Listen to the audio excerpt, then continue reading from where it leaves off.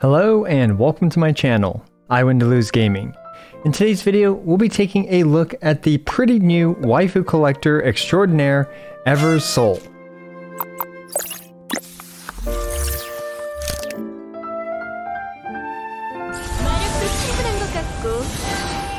So Eversoul was released a few weeks ago and has already garnered over 1 million downloads. So in this video, I'll be walking you guys through my initial review and whether or not you guys should actually try Eversoul for those of you that haven't tried it yet. We're just going to get started by talking about some of the characters that you can collect. Obviously, you can see the aesthetics are very anime inspired, and some of the characters that I've obtained are these ones.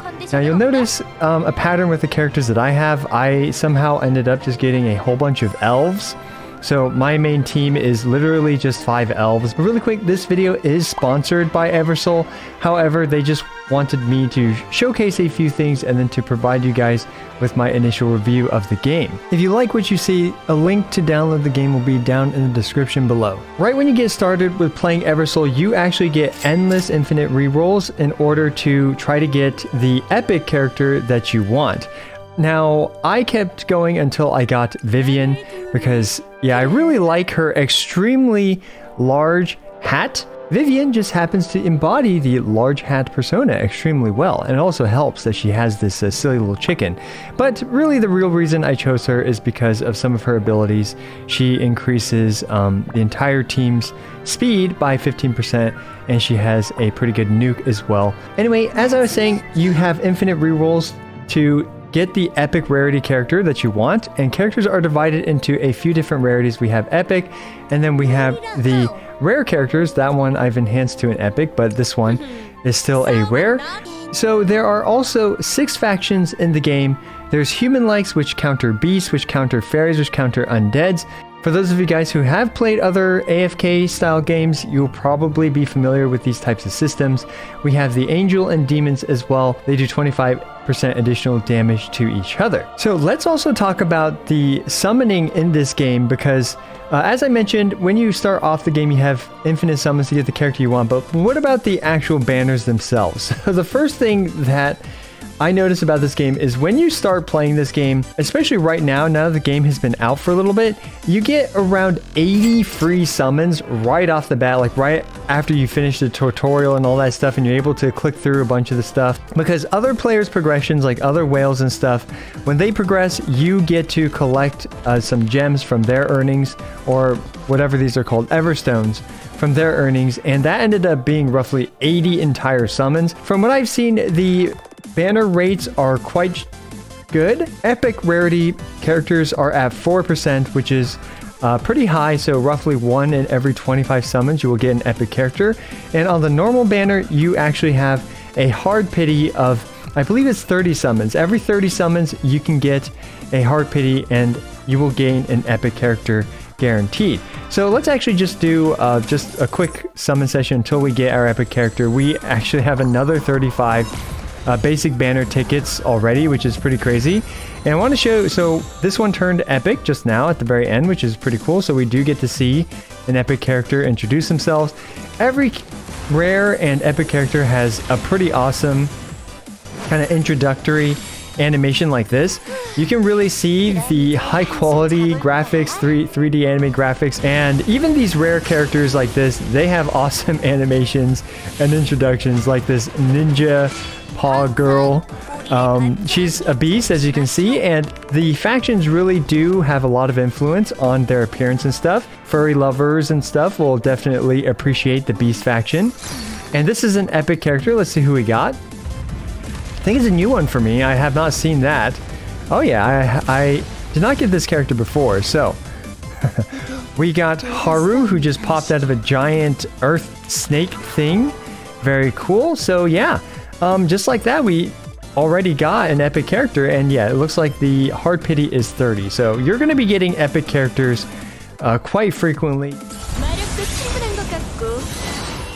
Let's talk a little bit about character progression in this game. So resources in this game are accumulated idly as well. So for those of you guys who like accumulating resources while you're just sleeping and stuff, this is a great game for you, because we can see I've been idle for a little bit and now we can receive some gold as well as some of this mana dust, which is used to level up your characters. So in terms of character progression, you use dupes and stuff, and you basically have the dupes consume each other, and then you fuse all the dupes in order to ascend various characters. So now if I wanted to ascend Naya, I'd have to sacrifice 2 characters of the epic rarity that are also, as we can see, elves in order to ascend Naya, but obviously that's not going to be a good choice for my account. We can see here that it's going to take a lot of dupes to actually maximize a character, but really I think, you know, we're mostly here for the journey and the waifu collection and not necessarily trying to get them up to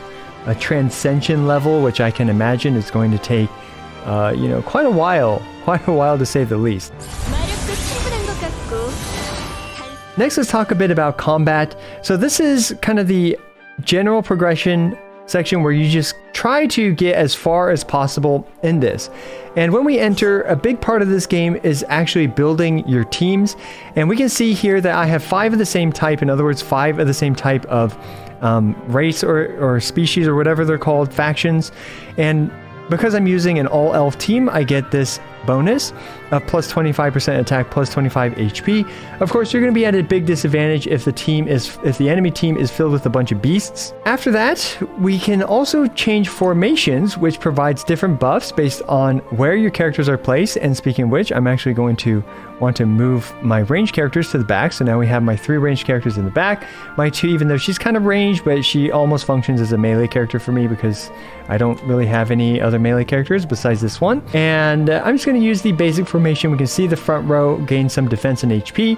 This makes them much more tanky, and the back row gains more attack, which obviously makes them do more damage. This plays a lot like other idle games that you might be familiar with. Each character kind of has an ability that they charge up, and then each character will also have an ultimate. And I'm going to turn on the cinematics and also turn down the ×2 speed.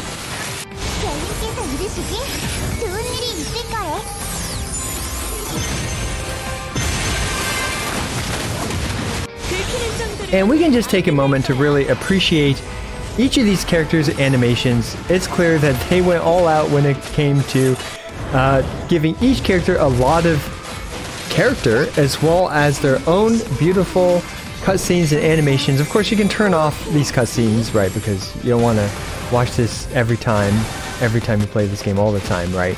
But now we have our ultimate gauge back up, fully charged. Although I think this is just her, you know, skill, not her ultimate, because you can actually choose which character to prioritize their ultimates with.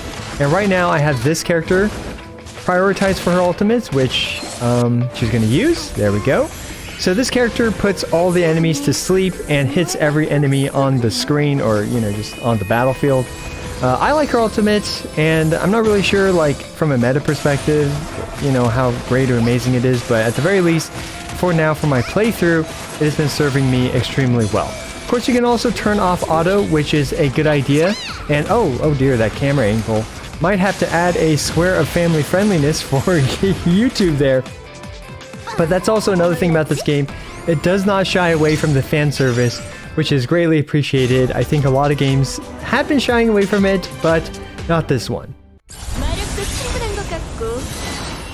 Now, there's actually a lot to do in this game, and one of the things that I actually really appreciate is the town feature in Eversoul. So a lot of games, they kind of shoehorn in a type of like city building thing, which just feels like an inconvenience, but I actually really appreciate this little town feature in Eversoul. You'll get to walk around a little bit, and you can see many of the waifus that you've collected and interact with them like this, which is very cute. As you can see, we're talking to Mika here, and we're able to do things like give her a gift or even go on a little date. Why don't we? I think I actually have the ability to go out on a date with her, and you can take her to various places and have a cute little conversation with your collectible waifus. And a lot of these things you can answer specifically. I think they probably have some type of effect, but me personally, I've just been choosing the ones that give the most bond points. And yeah, I mean, really, this is a lot of fun. to kind of explore, interact with your little waifus in this little town. And you can even customize it in many ways, which I will show you guys. Let's teleport over to the private land. And you can place a lot of different buildings to decorate, and a lot of these buildings also provide some functionality. Like here, we can see that I put Vivian in here in order to give her plus 3% attack. So on top of this being just like a cute little fun place to explore and to put down some decorations and customize, you get to interact with your waifus, you get to do little various auto deploy resource collections, which is very cute. And when the waifus are running around doing their part-time jobs, you can even smack them with your sword. So there are also quite a lot of other game modes which are more combat focused. We have this endless gate where it's basically an endless tower. I'm assuming it's endless since it is called the unlimited gate, where you just go and you just keep pushing up this gate as high as possible in order to gain resources and stuff like that. Which I will push this one time and let's see how it goes for us. You have this dual gate mode where you have to build 2 separate teams in order to actually clear it. You have one team go beat this side and then you have the other team go beat that side. Then for the dungeon, we have the tried and true labyrinth style dungeon where you go through, you collect buffs, it's slightly roguelike, and then at the very end you fight a big bad boss for a bunch of rewards in labyrinth. So here we can explore a little bit. I'm going to enhance one of these things. So let's see, I guess, okay, yeah, it just enhanced 2 of them. And then we can go and fight these guys here, and just like as you'd expect, you will keep crawling through this, and your characters' statuses, like their health and all that stuff, does carry over from one battle to the next, so you do have to be quite mindful in terms of HP management and all that stuff. And you even have these little like JRPG-like sections where you can wander around a map and interact with various destructibles and various characters and NPCs. But as you can see, I've already done this for this week, and we can see I've already collected all the chests and cleared this. But it's a nice little thing that they have here where you actually get to explore a bit as your character, the savior, and interact with all these little NPCs and stuff, and then commit to some larger scale battles as well. Like this one here was the boss, but obviously the boss is gone right now. And of course there is a PvP mode as well. We have the arena, and like most of these, you pretty much pit your best team up in the arena and see how it does against other players, preferably of similar power levels. So I'm going to challenge Dino God here. And in arena, I don't think you can actually use character ultimates. And also, you don't actually get to control the characters because that would give you an advantage over the other player who's obviously not controlling their characters live.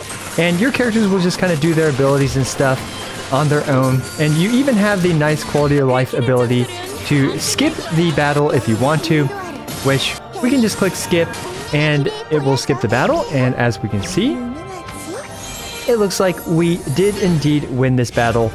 And we get some coins as well as a bit of a rank improvement and some arena score as well. So there's even events in Eversoul where you get to fight some pretty silly looking bosses. So we're actually going to fight the corrupt official Chloe here. And my team is certainly too weak to actually fully clear it right now.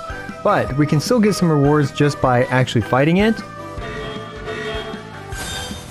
And this is kind of like a raid style boss where you're fighting this goofy looking version of the corrupt official Chloe as she just like kind of smacks the ground and swipes at your characters and stuff to take him out.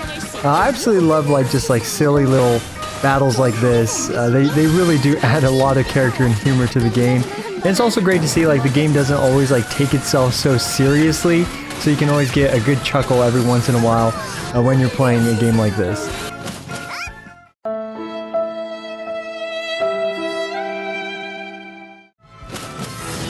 And after gaining those event resources, we can also take a look at the event shop, where if we actually go here, we can see that in this shop we have some costumes, which is pretty awesome, and we have some decor for your little town. And also, very importantly, we also have the ability to get dupes of some of these epic characters. In this case, we can get Chloe, who is one of the elves that I'm using right now. She's the main tank. And we can get Naya, who is, I guess, my main DPS in a way that puts the enemies to sleep. So after collecting some of these event currencies, I bet we're able to even get maybe 1 or even 2 or possibly even 3 copies of these epic characters. So as we can see, this game is definitely very focused on providing free-to-play players many avenues for obtaining dupes of characters and for powering up their account. And yeah, so far Eversoul has been a very enjoyable experience. Now, I will admit I did spend $1 single in this game, but besides that $1 I have spent, I have not even clicked on the cash shop besides to get the free daily goodies from there, and I don't even know how much things cost or what you can buy in the cash shop. So as you can see, it's still a very enjoyable game for free-to-play players as well. Really, it's a great game to casually play and go at your own pace and just collect a bunch of different waifus, which is, yeah, I mean, the waifus in this game, very high quality, story enjoyable, all the gameplay modes add variety and make it feel not stale at all. And outside of the fact that this video is sponsored, I will continue to keep playing this game for the foreseeable future, and I do recommend you guys to actually give it a try. Links to Eversoul will be down in the description below. As always, I appreciate every single one of you. This is I Win to Lose, signing out.